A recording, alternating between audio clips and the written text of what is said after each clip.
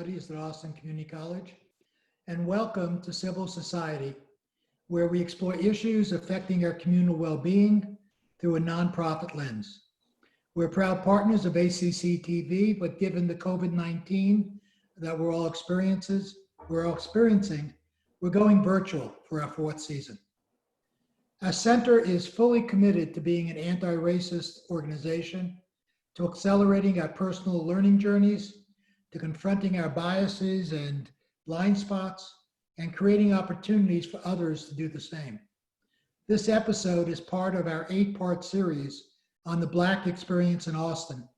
It's part of our larger commitment to similar series on Latinx, Asian, and Native American experiences in Austin.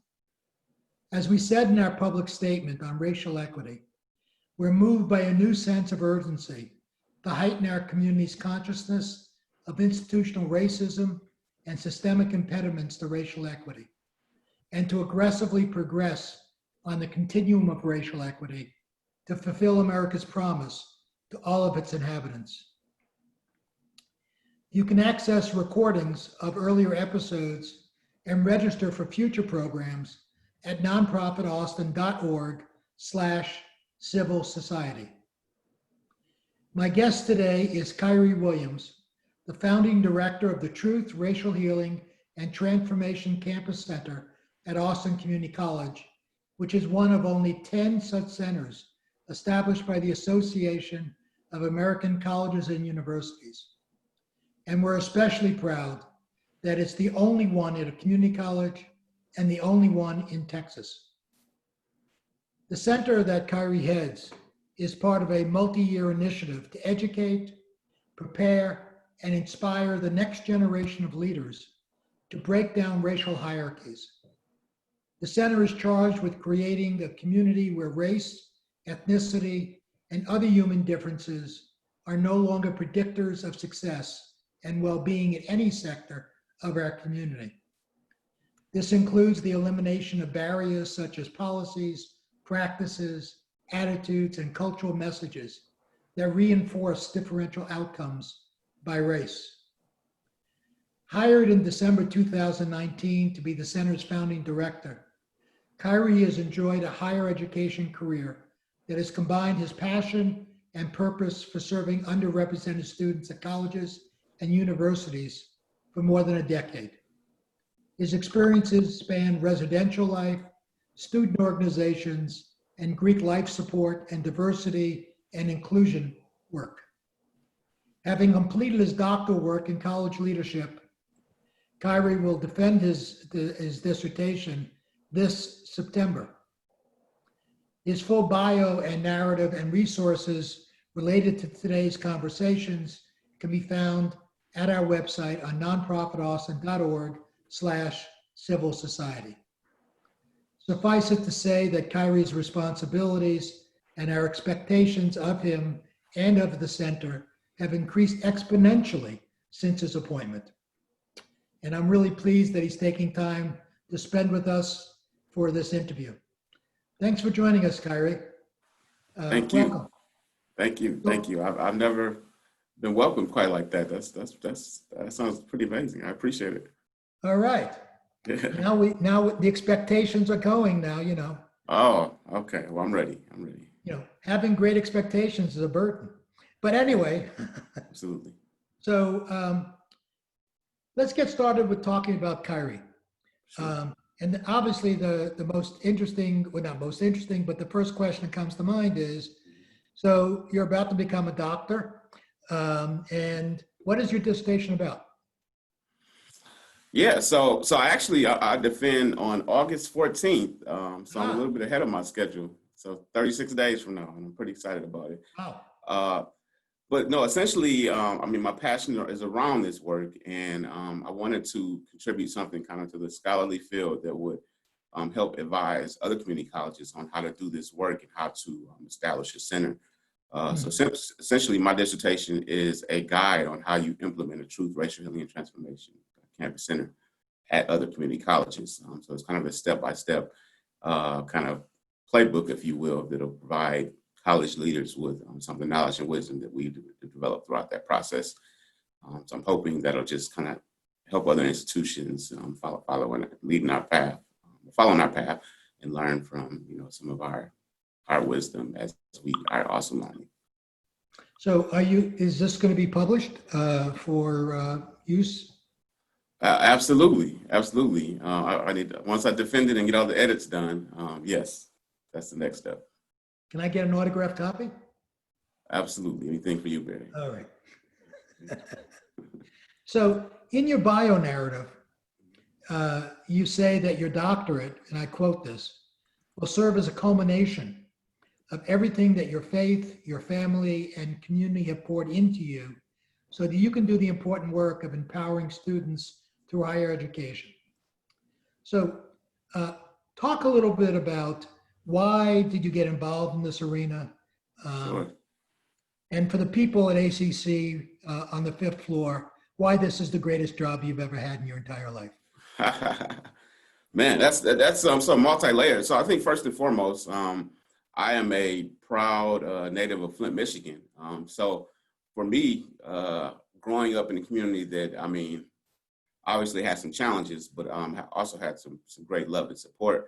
But just understanding the reality of where I've came from and being a first generation college student to be in the last kind of lap of my doctoral work means a lot to me, but it also means a lot to my family and my mentors and everyone from that community that's poured into me.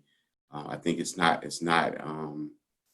I haven't did it by myself, but I've also did it with the reality being that there's a lot of strife and a lot of challenges in that community that in higher education has kind of been how I've been able to kind of, in a sense, transcend some of that.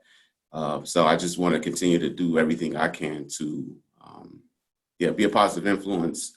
Community colleges are a true passion for me because I took my first college courses at my community college. So even though none of my credentials say community college, I took a few courses there, and it was where I kind of gained some confidence around, like, math and science were the two subjects I struggled the most in.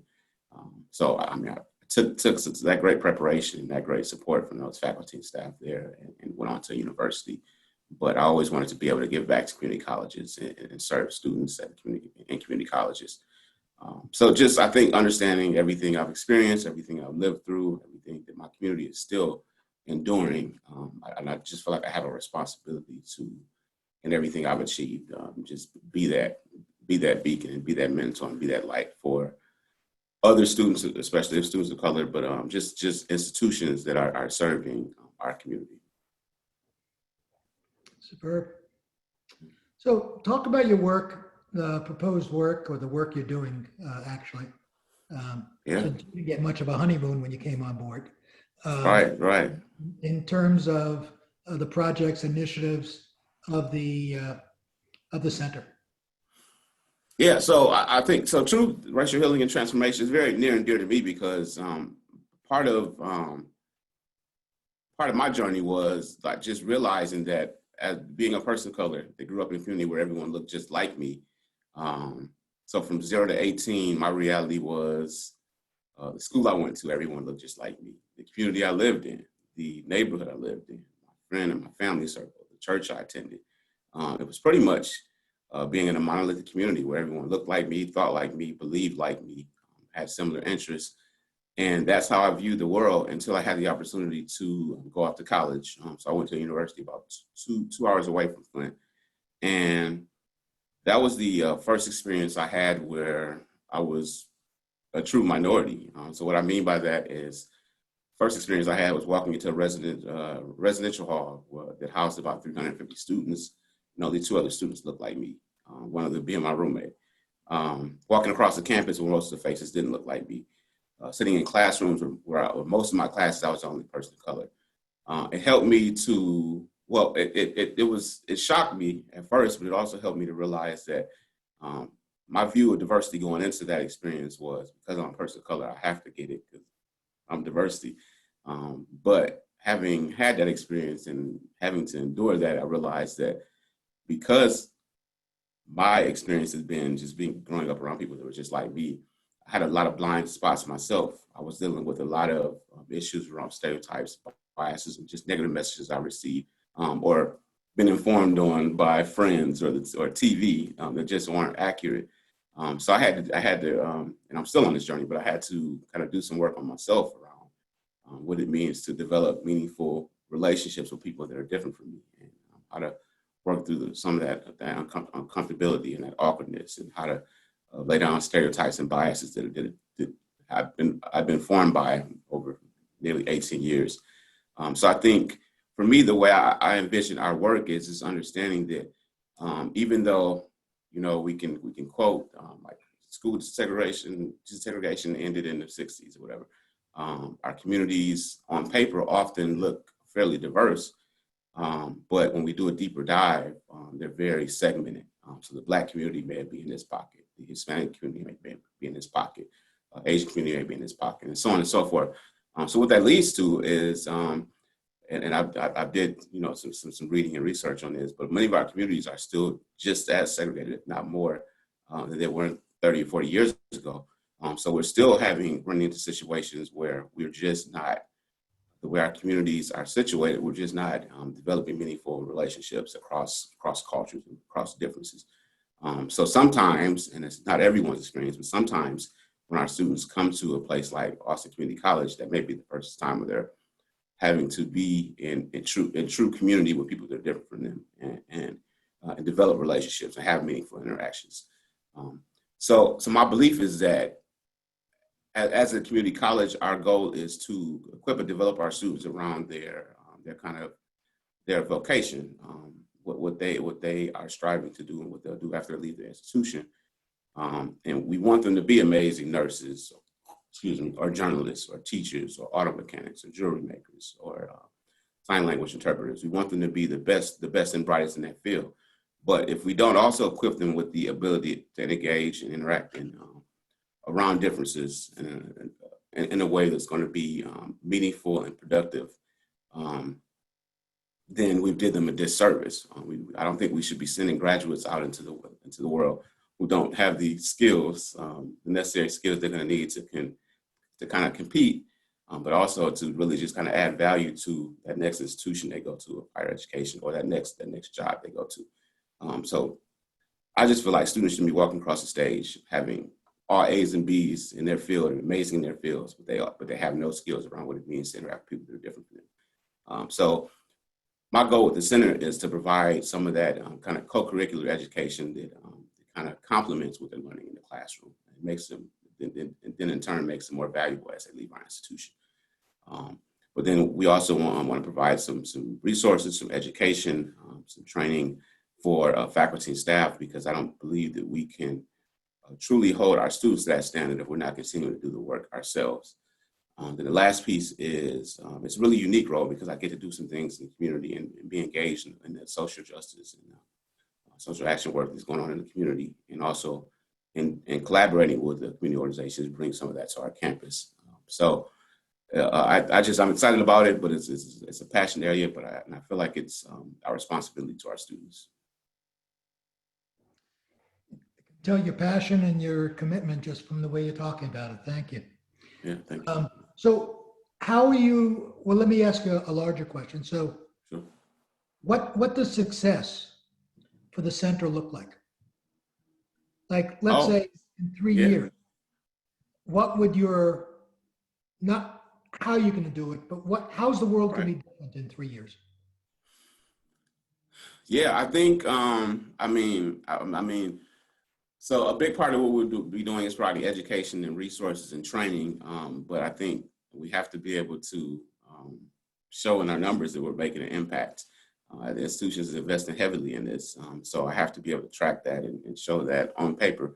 So in any THRT program, whether it be a speaker or a training module or racial healing circle, there'll be some type of a survey tool used to just kind of track kind of some of the learning outcomes and what a student has walked away from the experience having gained.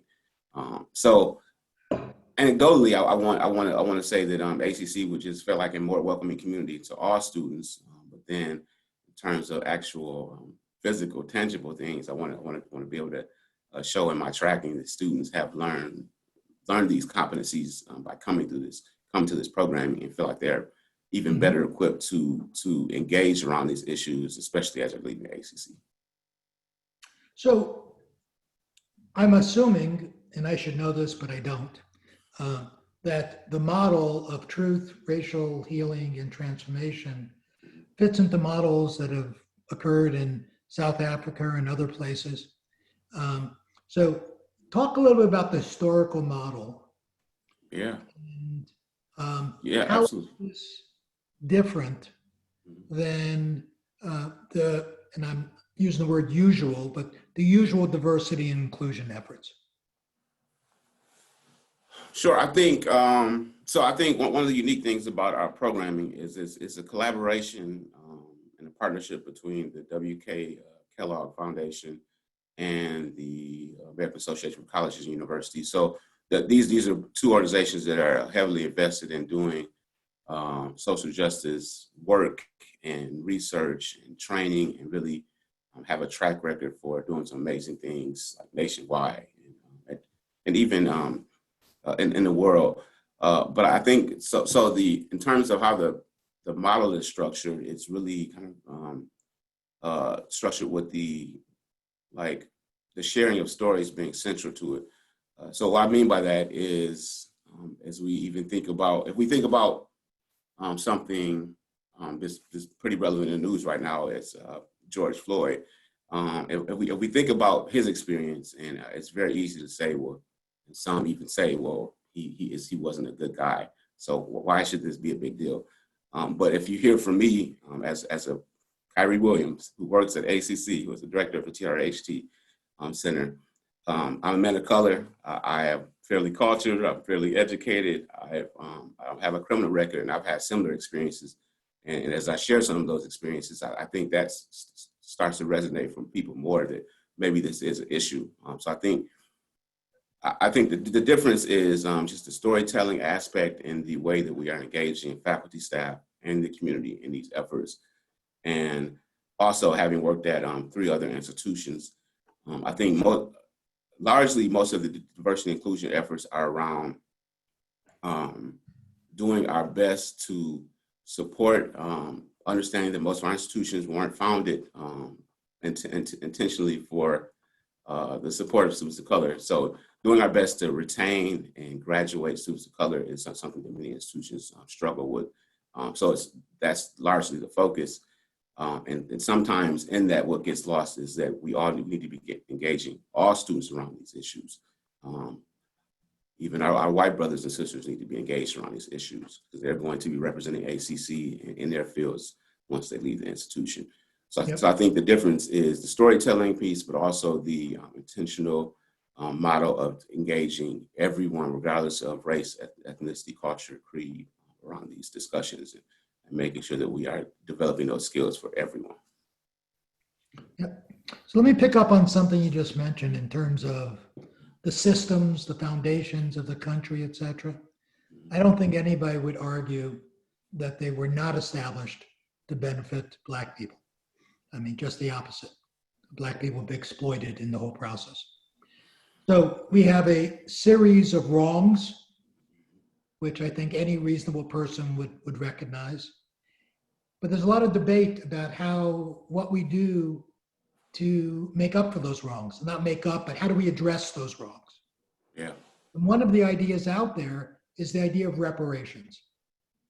I'd just like to have your thoughts on reparations. Is it something that ought to be front and center on the agenda? Or are there well, obviously there's a lot of other things that need to be addressed also, but just in terms of reparations, your thoughts? Yeah. So United States has largest gross GDP of the entire world. We are the richest country. We have the most resources. And kind of transpose that with the median household net worth of African-American communities is of a fourth of, for example, white households. I mean, we have we understand the history, and it's not a easy conversation to have. But I think the reality, at least from my perspective, is that even though that was however many years ago, the economic impacts are still resonating in the Black community. So I think, and as we think about the history of reparations, we, in terms of Japanese internment camps, in terms of how we have, the country has worked to provide reparations for our indigenous brothers and sisters, we have had a history of trying to kind of right those wrongs. Has that been the best system? No. So I guess my thoughts on it are, I feel like the African American community is still being impacted by those years and years of enslavement. But I think, from my perspective, if we were to hand out money, I don't think that truly solves the problem. I think that the issue is the systematic racism that still bubbles up in education and healthcare and housing, so on and so forth. So, in criminal justice. So if we don't fix and address those systems, then I think that the money won't truly fix the problem. So I think that there should be some efforts to right those wrongs, but I think it has to be more expansive than just money. Yeah. And I think that's really important to say, because I think in some minds, we kind of absolve our guilt through a check, which is not a way to deal with the issues that need to be addressed. So right now, it appears that we are in a period of racial reawakening. Statues, Mississippi flag, et cetera, et cetera. Okay. So why is what's going on now, or is what's going on now, different than what's gone on in the past? You expect real change? Yeah, no, I'm still a fairly young guy, so much younger than me. Go ahead.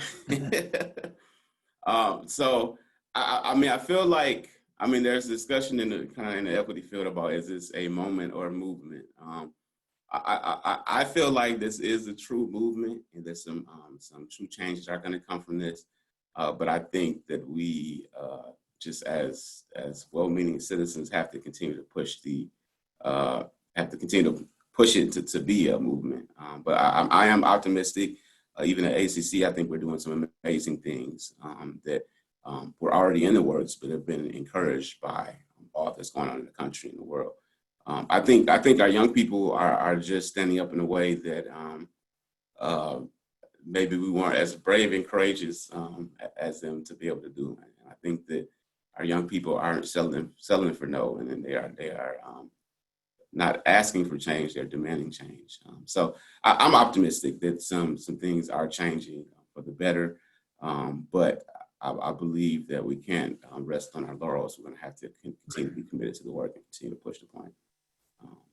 So because of time, we only have time for 2 more questions, at least from me, before we open it up. Man. Okay. All right.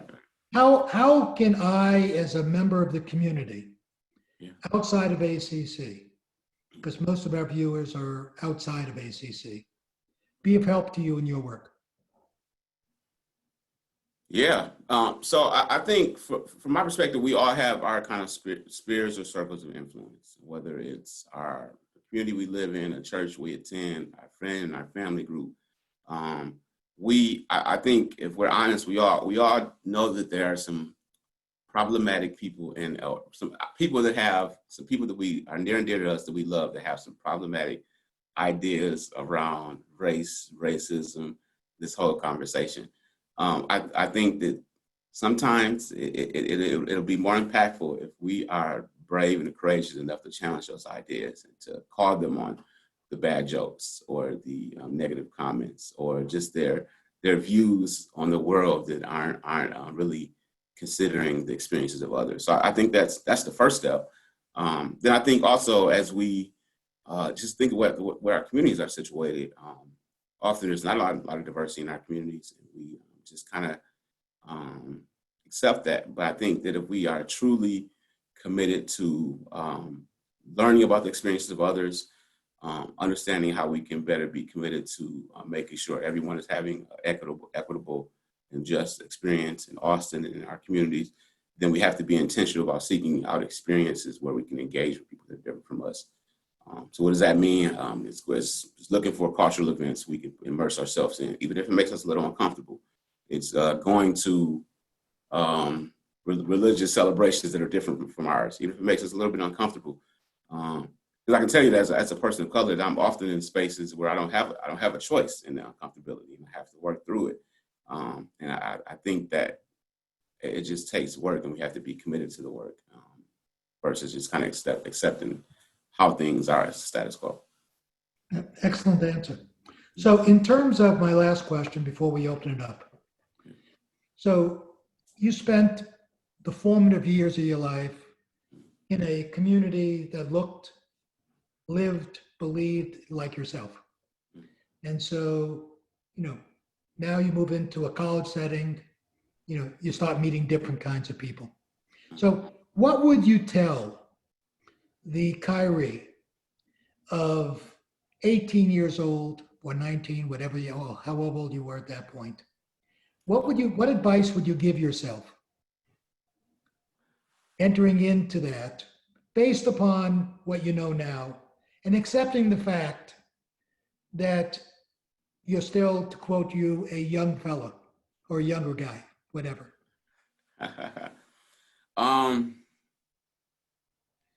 I think I would just say embrace being uncomfortable. I think great growth and great lessons come from it. I think I would also say just follow your passions. I started out kind of as a business major because in my mind, I could make a lot of money that way. But I did an internship with General Motors. I did an internship with Target, and I was making really good money. And I would be making more money now than I am today had I stayed with that, but it just wasn't fulfilling for me. So I just say follow your passions. Because it took me a while to figure out what I was, to really accept what I was passionate about and follow it. So I'm a man of faith, and I think I'm exactly where I'm supposed to be, but I would have just been more settled in following this passion of working in higher education and serving students and doing this equity work versus following other agendas. Great. I think embracing that discomfort is really, really, really critical. I mean, I that's what I'm experiencing. That's what people around me are experiencing. And, living with that discomfort and kind of reveling in that discomfort, because that discomfort is a learning process. And I think that's really important. So now we're going to open you up to the tougher questions. Okay. Who, and Kate will share with us any questions that may have been posed before. And I just want to acknowledge the support of Kate Tolliver, who is our managing producer and coordinator of the Center for Nonprofit Studies. So Kate is amazing. Yes. All right. So Kyrie, who have been your mentors? Who have been your role models? Because clearly, from what you're saying, Right. you're modest to say it, but you're projecting yourself as a role model to other people as well. So who have been your role models? Man, I think first and foremost, my parents. It's interesting. My dad was a custodian for 35 years. And at first I thought that wasn't cool. But as the older I get, and especially in my early 20s, I started to realize a lot of my work ethic came from watching him and the example he set. So definitely my dad, and my mom has always just pushed me to go further. So my parents definitely. Then Mr. Bracey was he's principal for Calvin Coolidge Elementary in Flint. And I was there from kindergarten to sixth grade. So that was the first man of color I've seen in wear a suit every day. And he supervised, all the teachers reported to him. So he walked through the halls and I would always see him and talk to him. And I thought, man, I want to be like Mr. Bracey one day. So he was probably, outside of my parents, he was probably my first role model. And then Mr. Rhymes, he was also a principal, and he was an advisor for a youth group that I was a part of. So he's just did some great things in the Flint community. He's really impacted. He's really been a mentor to a lot of young men. So I would probably say those individuals. Then I have a bunch of them now. I have some gentlemen that are serving on my dissertation committee that have been integral in just helping see me through this process. So I have a ton of them. But I think it does speak to, which all the studies show, is the importance of children having those role models, having Absolutely. people who look and act like them and are like them, having authority. So Yeah. that's Great. And we have a question from Dahlia in the audience. Hi. Hi, Kyrie. Good to see you. Good to see you too. You came on board right before spring break and right before all this happened, so we weren't able to properly welcome you, but I wanted to let you know that we're really glad that you're here. I've been with the college for almost 30 years, so you are a big ray of sunshine for the whole district. My question is, so once we're actually back on campus, where will you be housed? And how do you plan to outreach the students on the other 10 campuses or the other 11 campuses? Oh, great questions. So the center will be housed in Highland, building 2000, I believe it is. It's presently dance studios presently in there, and they'll be moving to kind of phase 200 of the Highland construction, and we'll have that space. And the goal is for us to open the center on the first day of the spring term. So in January, it was initially slated to be earlier, but as we know, everything has kind of changed. And in terms of the other campuses, so a couple of things we're looking at. Part of my role is to be engage conversations and do programming and do training. But the other part of my goal is to make sure that I do some programming on each and every campus. So I'm committed to doing at least a program on every single campus. So it will kind of have a rotating schedule of we're at Highland, we're at River Rock, we're at, we'll hit all the campuses at some point every academic year. Then the second piece is that we are this new virtual age. We've learned a lot. So the goal will be when we do large scale THRT programming, even if it isn't on that campus, it'll be virtually available for that campus. And then the third piece is that we are working on developing the website to be a resource, and that'll be something that everyone can access at any time. So we have a few ideas, but this is a new territory for all of us. So if you have other ideas, we're definitely open. No, well, thank you so much. That really answers my questions. Yeah. so. As we talked before, you're optimistic about what's going on right now in terms of the responses of a variety of communities, the increased consciousness that's going on. So what is your projection about where we're going as a country right now? Do you see this being sustained, this interest, this intensity of interest in racial justice or injustice, as the case may be? Where do you see it going? I think only if we continue to hold our leaders to the fire, so to speak. Like I think that if the protests die down and the outrage on social media and we're now putting pressures on the kind of economic bottom line, then it in some ways it will go away. So I think that we just have to continue to just push for equality and social justice, because I think it's so deep rooted. I think as most of us are probably like-minded and say that there's definitely some issues, but I don't think that everyone is truly at the table with that understanding of that belief. So I think that institutions like ACC and companies that you all are affiliated with, we have to continue to have these conversations and get a better understanding of how different groups are being impacted in different ways by some of these policies, these practices, and these laws. So I think that we just have to continue to have more conversations, provide more education, and get more understanding, because there are some people that don't agree that racism is even a thing. Yeah. Some of them are in high public office.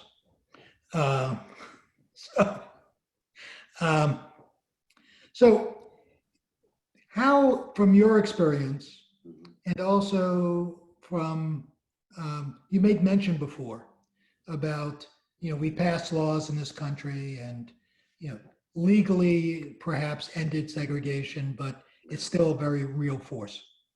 And to some extent, Austin is often described as a very divided city economically and racially. So how has that changed from your perspective, from your parents' perspective, um, in terms of gotten better? Is it all been just a PR job? I mean, has there really been a change? And what's your perspective on that? I think we have made some progress, but I think in some ways we've kind of taken some steps back. So, for example, I'm a product of the Flint Public Schools, and for me, I mean, it was a good experience, and I felt fairly prepared for college. But one of my jobs that I served in Grand Rapids was I was a diversity trainer for this small nonprofit, and I got to engage with some high schools and middle schools around these topics. And I remember first time I walked into Grand Rapids Christian. It's a high school there, and I was truly blown away because for me it felt more like a college, and I'd never seen a high school that looked anything like this.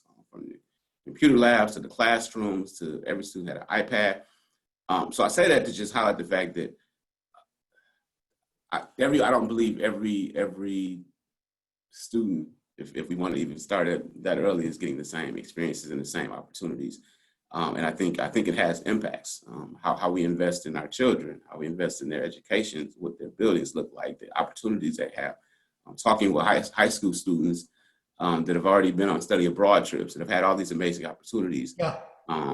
I think that if we have to impact things like even school funding. We have to have those conversations around how these systems work, because I think in some ways we're just kind of perpetuating a cycle of certain people get these opportunities and certain people don't get the opportunities, and that has long-term impacts.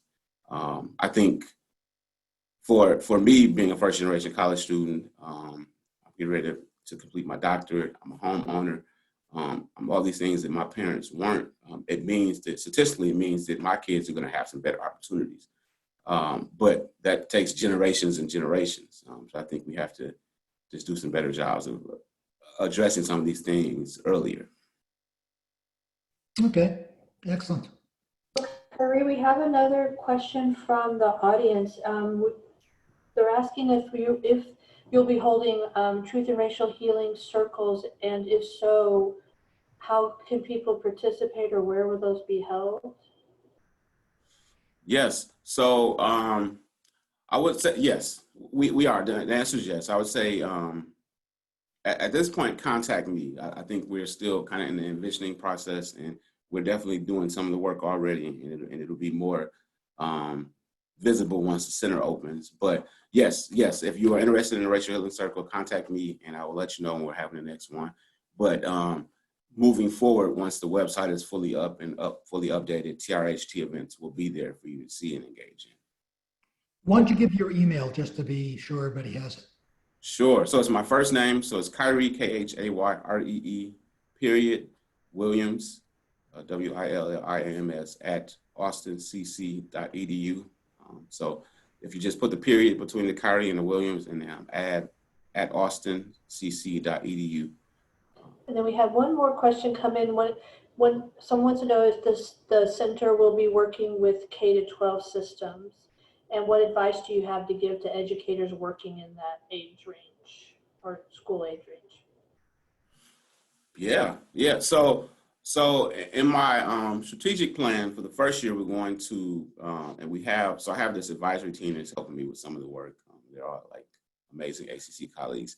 And two of the individuals do some work in middle schools and high schools. So the goal is to launch, and it all depends on, I guess, what the reality is going to be for schools this year. But I developed some curriculum for a previous organization around kind of engaging high school and middle school schools in this conversation around diversity and equity, and around developing an action plan to make their high school or their middle school better in one or two ways. So I have some Mason resources, and my goal is to engage at least 1 or 2 schools in the program this first year, and then kind of do some evaluation of that and see how we can expand it. So the answer is yes, but I think it'll just be what'll complicate it is whether or not schools are fully open or we're fully able to be in schools this year. Yeah. Great, thank you. So my very last question, so you can start to breathe, is there anything that we haven't asked that you'd like to say?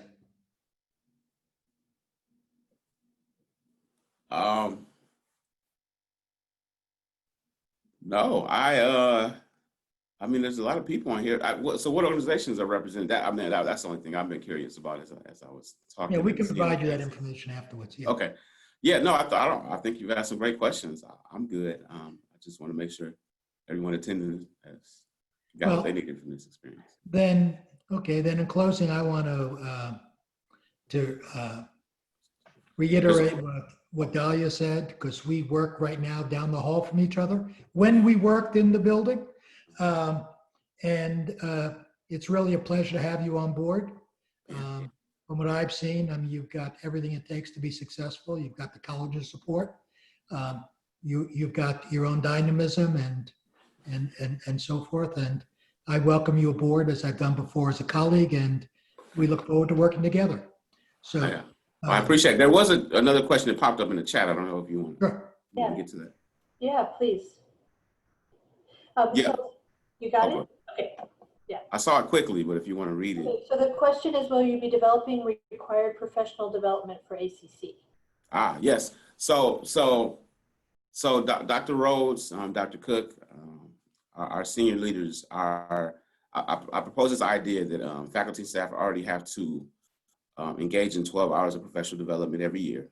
So why don't we make 3 or 4 of those hours THRT or equity kind of professional development?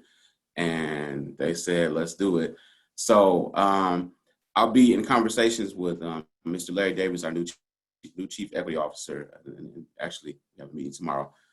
But that's not policy yet, but it's coming. We're just going to work on what that looks like, roll it out. So yes, that's coming. Then also, as we're onboarding new staff and faculty, I shared that I really feel like we need to be, in a sense, indoctrinating them into our ACC values around equity and social justice. So we're going to be looking at how we can implement some training into the new staff and new faculty orientation as well. So these are all things we're working on. They're not implemented yet, but they're coming. Yeah, and I just also want to mention, and thank you very much, Kyrie, for being with us today, that we'll be implementing some of the work that Kyrie is doing into the Center for Nonprofit Studies programming as well. So we will keep everybody apprised of those collaborations and opportunities to participate. Yeah, I'm excited. So let me bring us to a close by thanking everybody for watching and participating in this episode of Civil Society. And I want to again thank Kate Tolliver, our managing producer, for her support. You can read more about Kyrie and about the Truth, Racial Healing, and Transformation Campus Center at ACC and the issues we just discussed, and view previous and future episodes of Civil Society at nonprofitaustin.org/civil society. And again, thank you all for taking your time and being with us. Thank you. And I wish you, and again, Kyrie, thank you. And I wish you all a great day.